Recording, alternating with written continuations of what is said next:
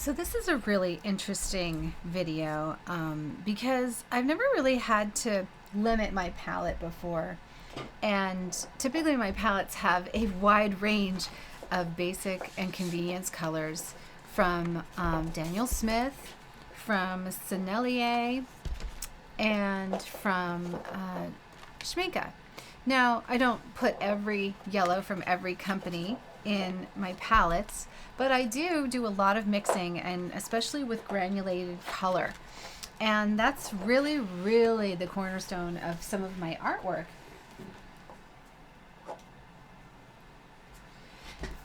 The thing that's really important, though, when you have to edit down to 12 is that you realize that there's only 12 little slots in a little travel palette.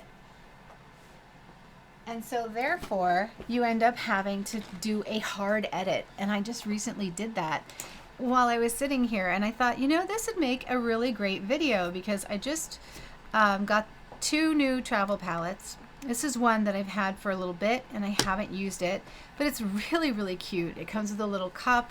It's Winsor Newton. I was on the fence about it because it doesn't really have big mixing areas, but at the same time, it's a great little travel palette, right? And if I needed more mixing areas, I could actually either put some extra pans in here, which I think I'm going to do, or I could just have, like, you know, something on the side like this if I wanted to for extra mixing. And that's not a big deal, right?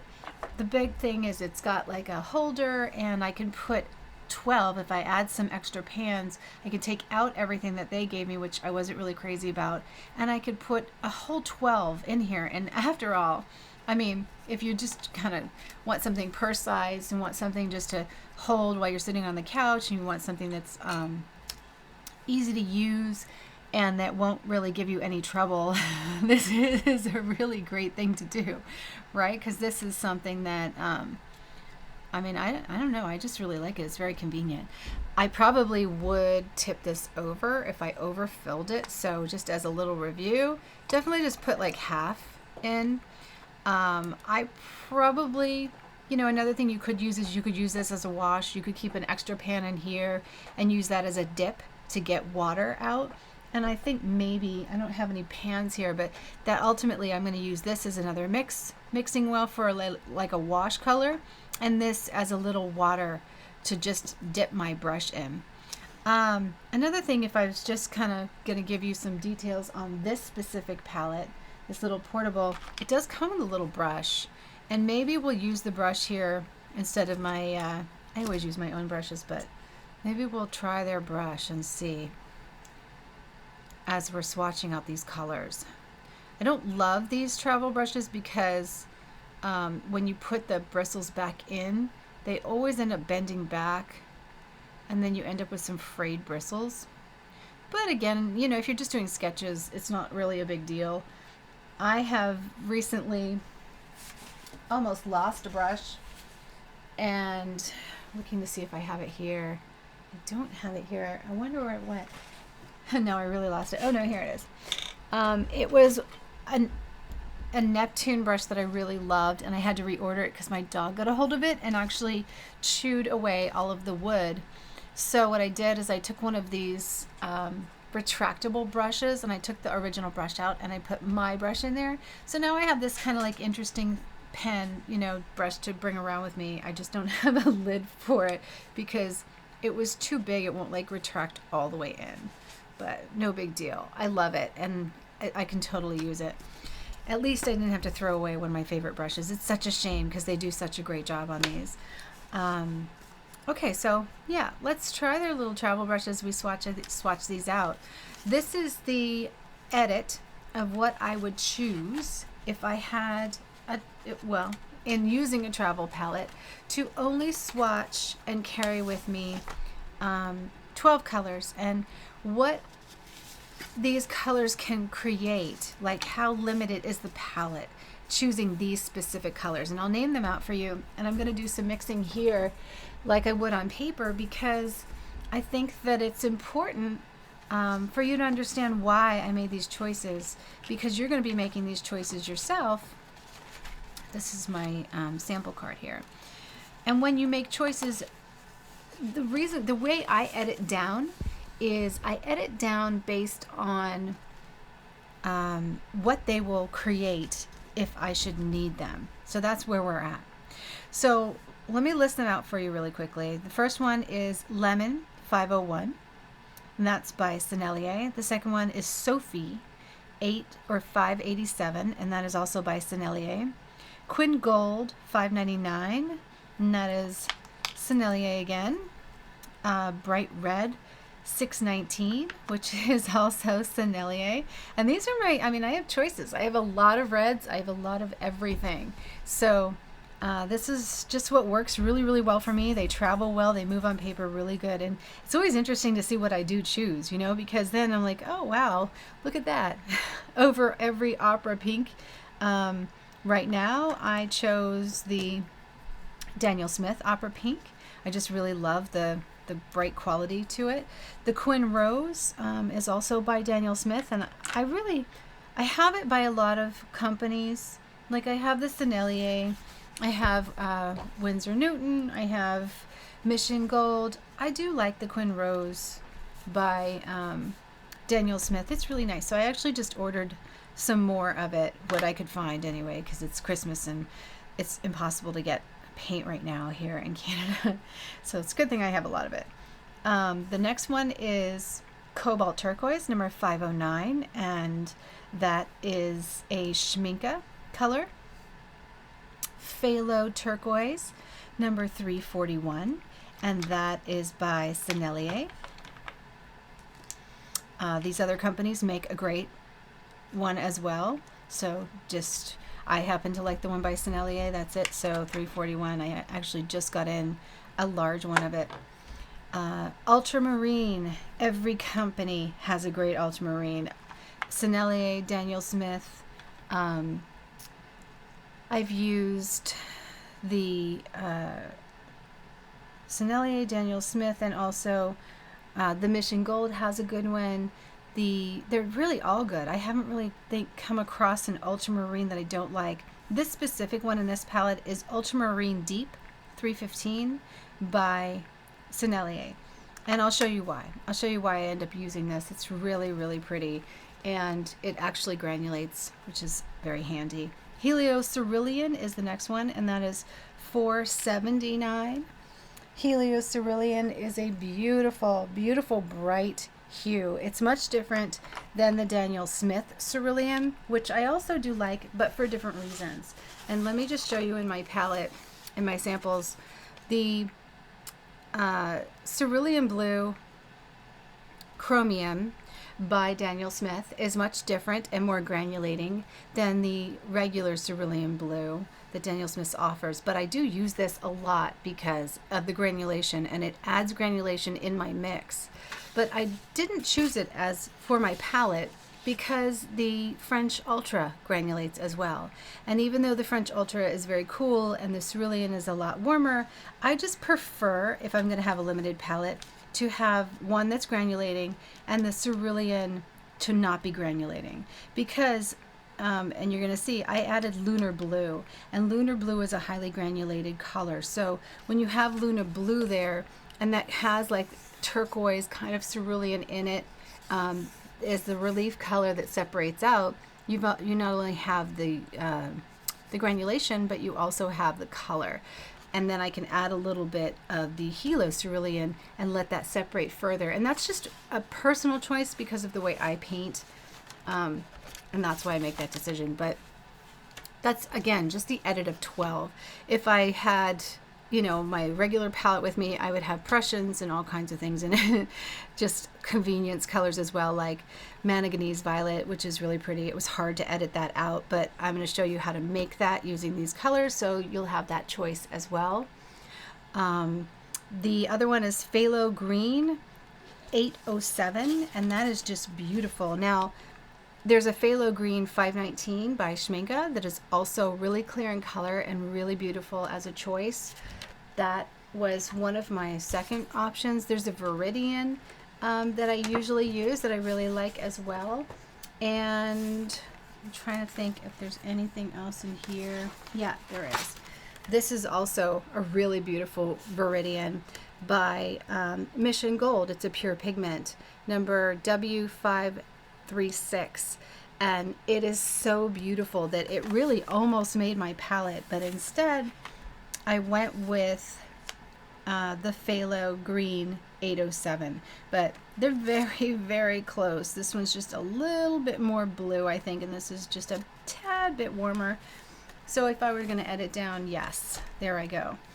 As far as Quinn Gold, I prefer the Quinn Gold to the Nickel Azo Yellow, and the reason why is because Quinn Gold has more of a deeper, kind of richer texture to it, and although the Nickel Azo is also beautiful, I can get this effect just by adding one of my yellows to it. So, there we are. All right, I was going to swatch with their little travel brush, right, because I haven't used it yet. So let's put some of these aside. And let's swatch out some of these colors so you can see how cute and easy this palette is to use. Now I have another one coming for another setup that I have in another part of my home, and I like to paint out on the balcony sometimes, so I figured that one would be cool. So I'm going to end up doing a review on it when it gets here. It's the portable, I think it's called Portable Palette, and it's a little different. It's got the two water wells in it. This is neat. So ideally, I would use this to clean my brush, and then I would have another one here to just pick up some water. And that's what I'm going to end up doing with this palette. I'm looking around, and I literally don't have any pans here with me. Let's go ahead and swatch. So first, let's pick up some of the lemon yellow. And we're going to put it here on our sample card. Let's put a lot of the color here, and I'm going to go right across with it. This is too small to dip in, but actually this little kind of travel brush is not bad for details. It doesn't hold a lot of water, I noticed, though, and that's ultimately not going to get me to where I want to go as far as doing this job, because it's dry brushing. So let's just rinse this out. And would I use the travel brush? Not likely. Not likely. I don't think so. I think it's okay, like I said, to do some light sketching if you had nothing else with you, but I recommend that you get some really nice travel brushes. Like Da Vinci has a wonderful set. Escoda has the best set that I've ever seen. I absolutely love that set. So I would put out the money and definitely get yourself some travel brushes. Here's the Sophie. I'm going to put Sophie here just so that I can show you why I chose the colors that I did. So keep this nice and wet.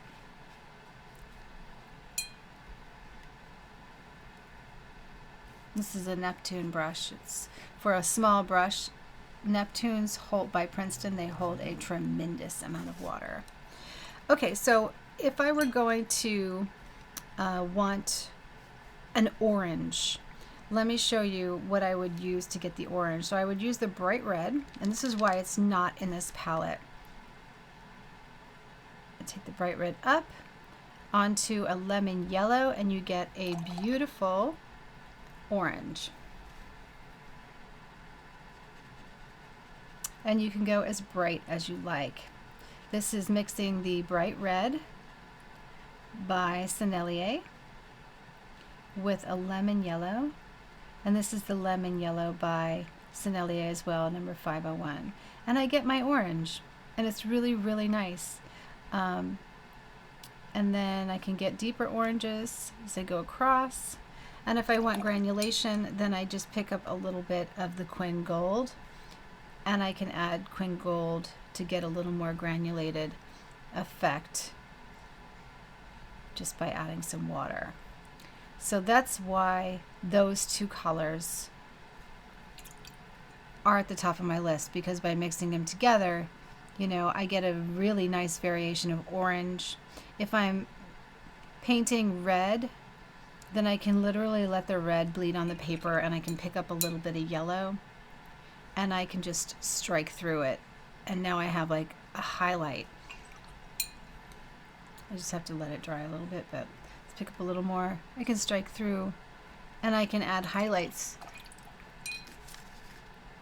right on top of my red that turn orange and start out yellow. So that's a really great way to highlight. Now, if I wanted to get a little brighter, then the opera pink is there ready for me to get bright. And that's why opera pink is there, because not only is it beautiful on its own for florals and to highlight things, but if I mix it into this mix, you can see how I now have a really, really electrifying orange. With granulation, if you go over the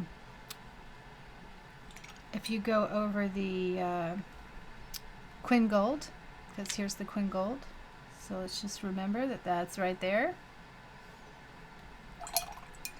Add a little bit of the opera pink, and look at that. You've got this beautiful, bright orange with granulation.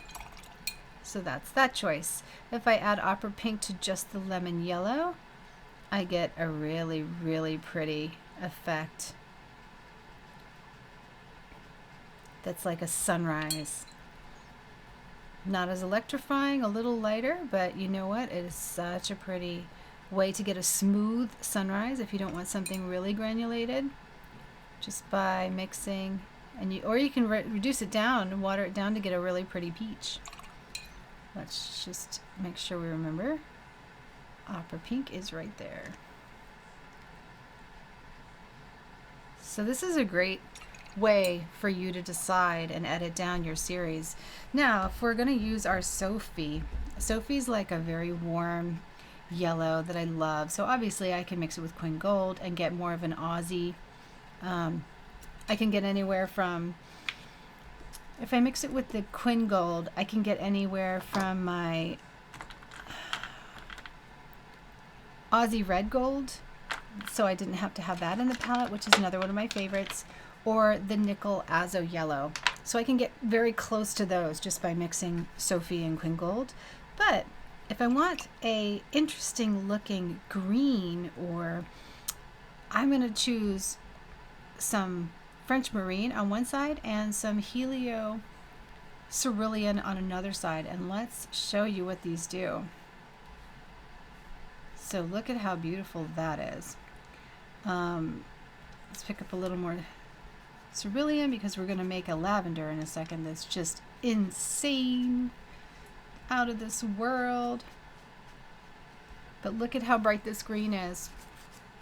Just by going over the Sophie, I now have this beautiful, bright green that is so, so pretty. So if I lightened it, I could actually get even a different shade, really even close to like a, you know, the Viridian that I wasn't able to put in this palette. I can actually create that just by mixing some. I mean, it's just pretty. So this would be perfect for all of your needs for florals, you know, so you can actually paint, mix it right on paper and get different variations. You can also dirty it up if you want to add some French Ultra. So French Ultra is not only a granulating color, but it's a great color to have in a palette to have a little granulation effect, and also get more towards some of those olive greens, Appetite Genuine greens, you know,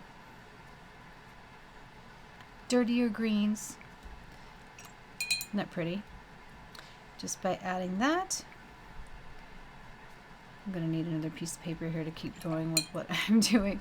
Then if I cross them, like if I add the cerulean to this, now I am able to create even another shade that's kind of like warm and cool at the same time. And I will often do that because I just really love it. And Sophie gets me there, you know, where lemon yellow creates a different tone in the greens, which is also beautiful. But remember, I mean, look at all the colors we've got available to us right now, just from this 12 limited palette, and look at how bright they actually are. A lot of you ask me, you know, how I get really bright watercolors, and that's it. Now, let's not leave Phthalo turquoise. Phthalo turquoise is not only beautiful on its own, I mean, look at it, it's just striking. It's one of my favorite favorite colors. But we can also put this over the green to add a really beautiful deep effect. And the effect is, it's green but also turquoise at the same time, so it gives you that beautiful thing. Now if I put this over my French Ultra, the ultramarine, it gives you another effect. And I almost get a Prussian from it. And that's why I usually have a Prussian in my palette, but I do not need a Prussian because look at this gorgeous blue that I got just by mixing the Phthalo turquoise 341 with the Ultra 315. I got a gorgeous deep Prussian blue, and even if it hits the Helio cerulean, it's just even more so, even more beautiful.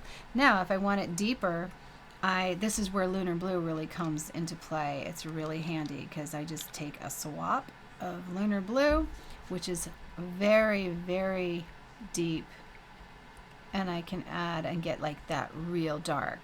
But also if I add water to it, remember, it's going to bring out one of the components in the granulation, which is a separating color that is very turquoisey.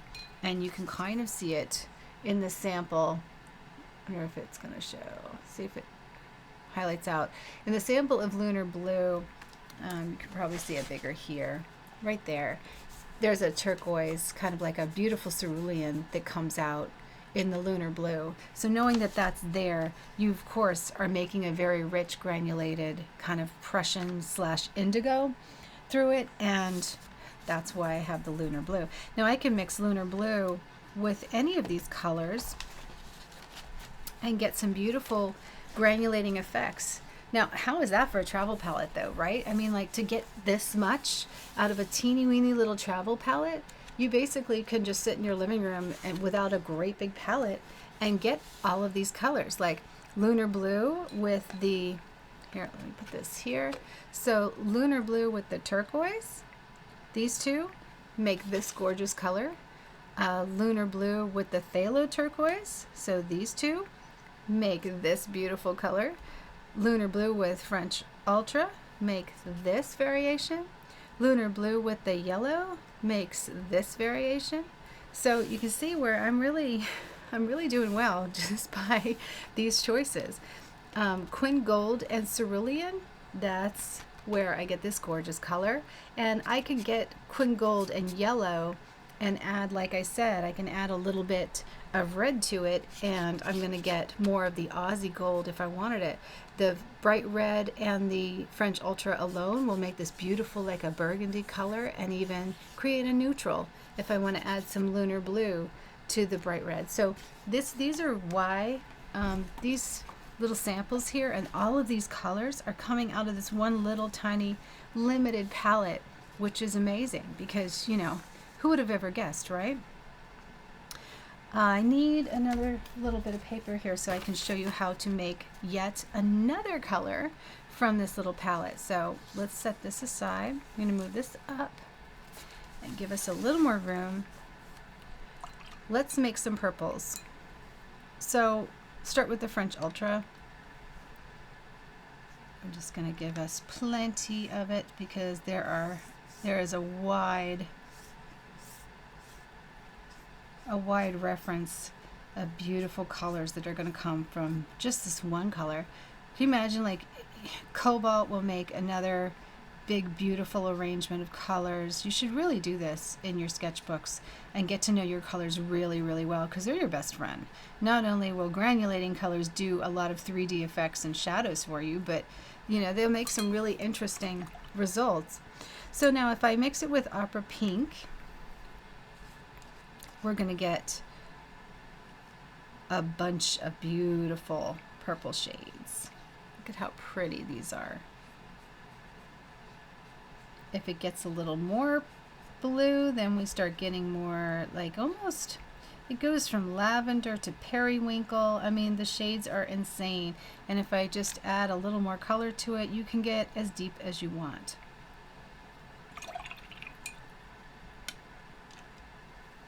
Just try not to contaminate my paints while I'm doing this. So there's, what, like 2 or 3 shades there of purples. If I go with my Quinn Rose, excuse me, this is just such a gorgeous color on its own. We're gonna get a whole nother shade. Really pretty, almost close to like the red violet or a manganese violet with granulation. And this is really pretty for shadows, for cityscapes. If you're gonna do, you know, kind of people in motion and French cafes, things like that. This is just a beautiful, beautiful color. Look how pretty that is. And it will, of course, remember, you've got the lighter shades too if you want really, really light. I mean, some of this, you can almost mix it down to get like a potter's pink eventually with some of these colors. Let's go ahead and add the red now, and we'll show you what the red does.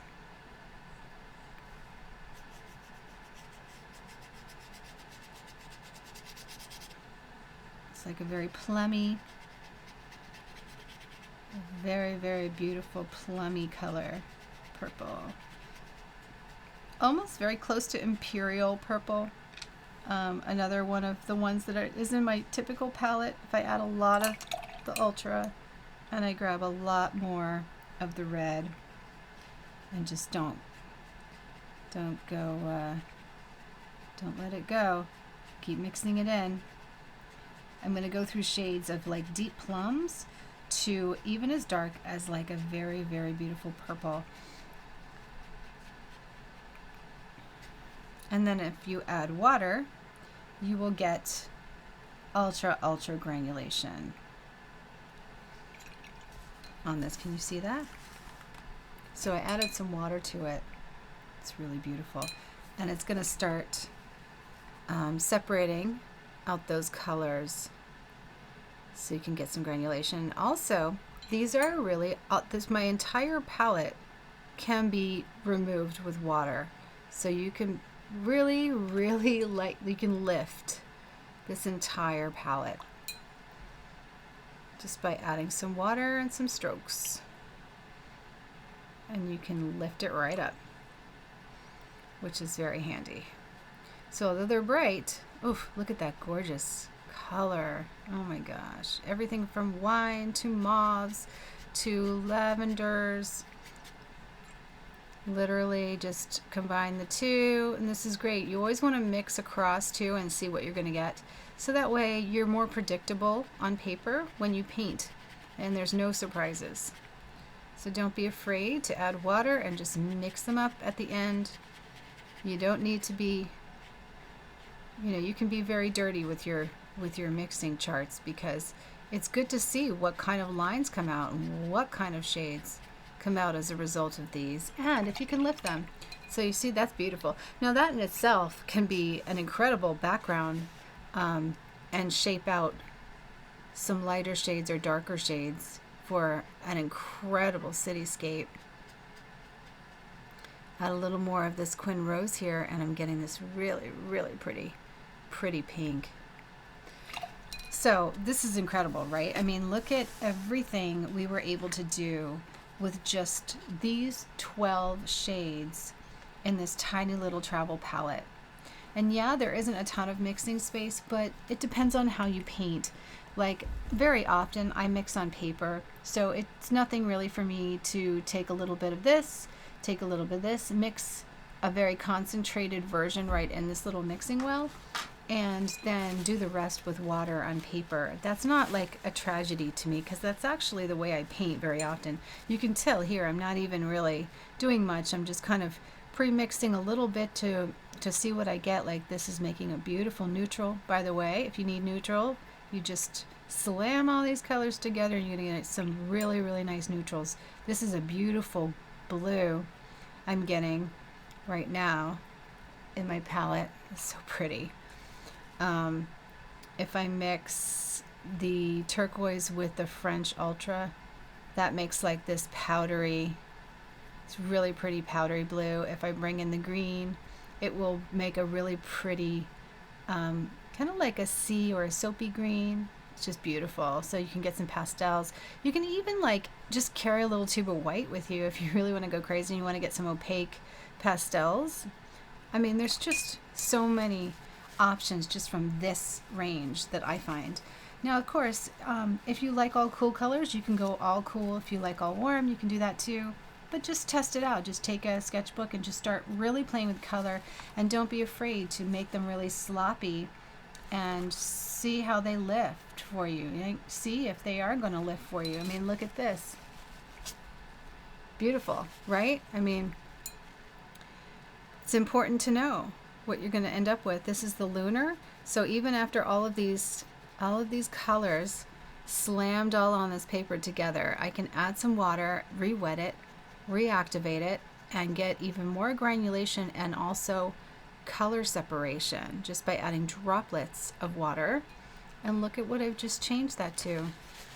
I can take a little bit off if I want to lift to get like a little bit of a mottled effect, like with a sponge. And look at that. It's beautiful. I mean, that would be so pretty for water, like a water effect, you know, if you layer them. Even here, I can re-wet and improve my results if I want to combine them, get more of a flat wash, but that with effects in it.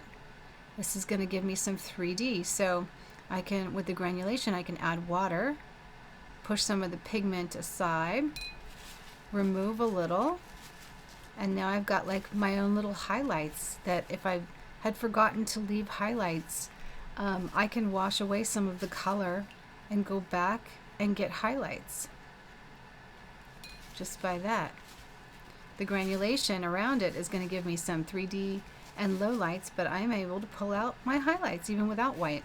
So got to think of all these things when you're choosing your colors. So anyway, I really enjoy doing this with you. I will do it again with the new palette that comes in that is very similar to this. But this is really cute, and this has like a little water holder here. This is also, if I wanted a really, really big mixing well, this would be the go-to. You could just like take the water out and leave this in your bag, which I probably will actually, and use this like maybe put in some half pans or full pans in here so that you can use them for a mixing well, or even add a lot of extra colors if you really need more colors in your travel palette.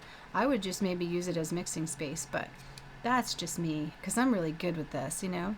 There's even 2 extra spots here. If you really wanted to add 2 more colors, you could do them there and then use this as mixing, you know, extra water space, whatever it is. But this is just the cutest palette. I really like it. And I didn't really think I was going to like it or use it, but now turns out, yeah, I totally will, because it's really all I need for anything. The only thing I'm a little disappointed in is the brush. But I'm not a big Winsor Newton fan for brushes. I like all the other brushes better. I don't even know how this goes in.